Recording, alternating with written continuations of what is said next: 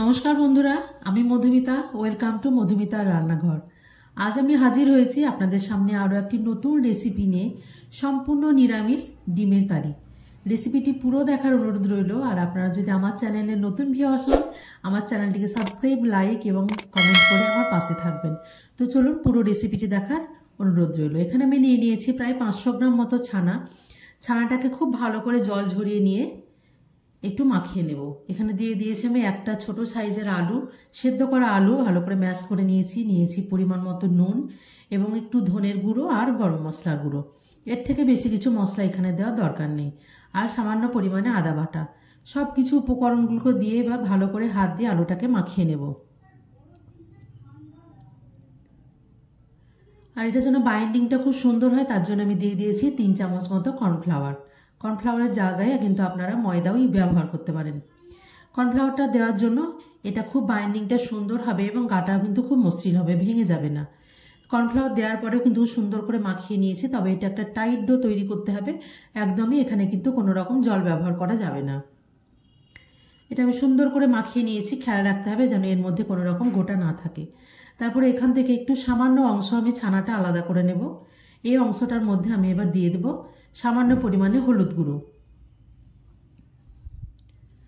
হলুদ গুঁড়ো দেওয়ার পর এটাকে খুব সুন্দর করে মাখিয়ে নিতে হবে।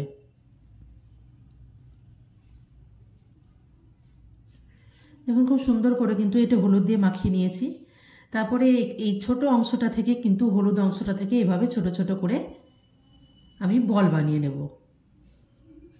খুব বেশি মোটা করবেন না, ঠিক ডিমের কুসুম যতটা পরিমাণে হয় সেই অনুসারেই কিন্তু এখানে ছোট ছোট করে বল আমি বানিয়ে নেব।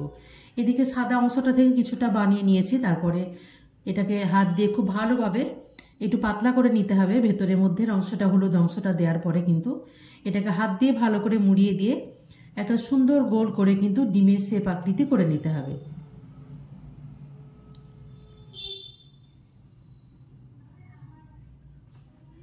এইভাবে আমি প্রত্যেকটা কিন্তু ছানার বলগুলো বানিয়ে নেব। আমার সবগুলো বানানো হয়ে গেছে। এদিকে তেল গরম করতে দিয়েছি, তেলের মধ্যে দিয়ে এবার ডিমগুলোকে ভালো করে ভেজে ফেলবো। তবে আঁচটা কিন্তু একদম লো টু মিডিয়ামে রেখে এটা ভাজতে হবে, নইলে কিন্তু ওপরটা একদম কালো হয়ে পুড়ে যাবে।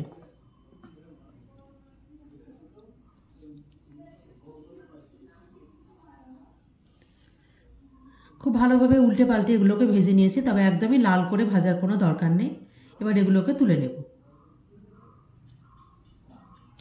এইভাবে আমি সমস্ত কিন্তু ছানা দিয়ে তৈরি যে ডিমগুলো সেগুলো ভেজে নিয়েছি। এই তেলের মধ্যে আমি গ্রেভিটা তৈরি করব। তার জন্য আমি এখানে তেলের মধ্যে শুকনো লঙ্কা, তেজপাতা, গোটা গরম মশলা এবং 5 ফোড়ন দিয়ে ভালোভাবে ভেজে নিয়েছি। দিয়ে দিয়েছি সামান্য পরিমাণ হলুদ গুঁড়ো। তারপর এখানে আদা বাটাটা আমি দিয়ে দেবো। হলুদ গুঁড়ো আগে দেওয়ার জন্য কিন্তু আদা বাটাটা একদমই গায়ে ছিটকে আসবে না। ভাজা হয়ে গেছে। এবার এখানে আমি একটা মশলা তৈরি করে নেব। নিয়ে নিয়েছি ঝাল অনুসারে 2টো কাঁচা লঙ্কা, পরিমাণ মতো আদা, 1 থেকে 1.5 ইঞ্চি মতো আদাকে পাতলা করে কেটে নিয়েছি, প্রায় 8 থেকে 10টা মতো কাজু। আপনারা চাইলে এখানে 4 মগজও কিন্তু ব্যবহার করতে পারেন, এবং 2 চামচ মতো পোস্ত। খুব ভালোভাবে মিক্সিতে একটু ভালো করে জল দিয়ে পাতলা করে এটা পেস্ট করে নিতে হবে। সেই পেস্টটা এবার তেলের মধ্যে দিয়ে দিয়েছি। আঁচটা কিন্তু একদম লোতে রেখে করতে হবে, নইলে এখানে কাজু বাদাম দেওয়া আছে, একদম তলাটা কিন্তু ধরে যাবে। কালারের জন্য দিয়ে দিয়েছি আমি কাশ্মীরি রেড চিলি পাউডার।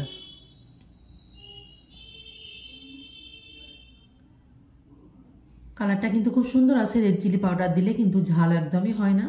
এখানে আমি কিছু বেসিক শুকনো মশলা নিয়ে নিয়েছি, ধনের গুঁড়ো এবং জিরের গুঁড়ো।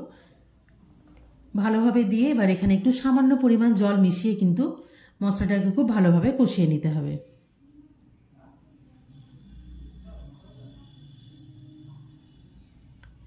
একটু পরিমাণে জল দিয়ে দিয়েছি, তারপরে মশলাটাকে আবার সুন্দর করে কষিয়ে নেব।